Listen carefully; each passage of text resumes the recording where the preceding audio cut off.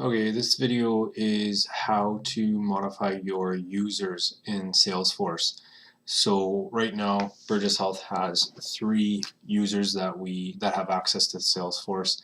Um, you can give your password to somebody else to log in, but then it can play with your ability to enter it yourself and to be in there at the same time. So in order to modify users, if you ever have somebody that is just starting or you need to change passwords or anything like that or freeze a user for whatever reason, what you do is you go to the setup button. So after you're logged in, you click on setup at the top right hand corner, and then on the left hand side you'll see manage users. So click on that, and then you've got a few different options. You can use any of these ones if you want. You can reset users' passwords, create and assign users, view login history, or that there. What if you want to make a specific change to a user? Click over here on the left-hand side on the users menu. It'll bring you up to a history of who's all either had access or currently has access. So what you'll see under the active tab here, or the active column, is all these check marks. So this is who's active in the system, and remember we have 3 current licenses. I don't know what this Chatty Expert is, but anyways. So if for whatever reason somebody leaves and you want to transition them over, my recommendation wouldn't be, so what you could do is you could just click on their name and you can just edit and change the information to whoever starts. My recommendation would be to, rather than edit this, because then anything that was existing for this person in Salesforce would be transitioned over, and there's no differentiation between who entered that information, whether it's the new person or the old person.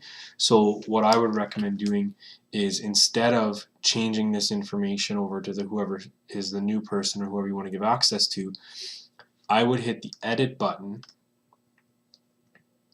and just disable or deactivate their account. So just hit the deactivate button. Oh, my picture's in the way here.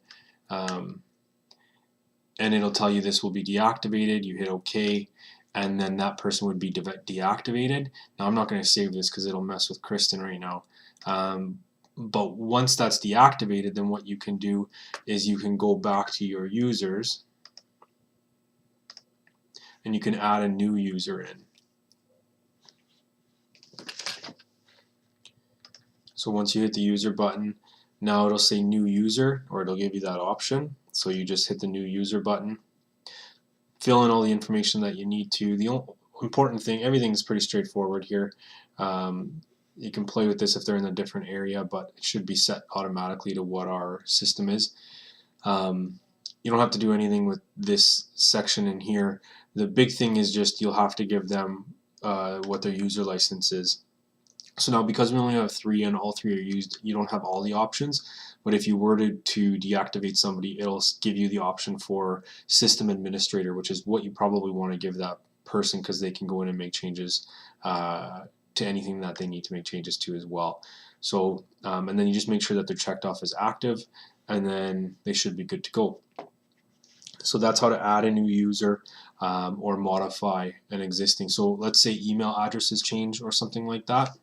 You want to change how where the information is going to for whatever reason. So what you can do there is you can just click on anybody's here. I'll click on my own. So you can change any of the information you want to change for that person as well. You can change your password in here. So if you, for whatever reason, want to change your password, you just click on that, and then it'll give you that option as well. So just to quickly recap, you go to your setup at the very top once you're logged in. Click your setup button. Then you go over to your manage users on the left side, and then you just hit your users button. And then you have your options to make some changes to whoever's in here. And that's how you do that.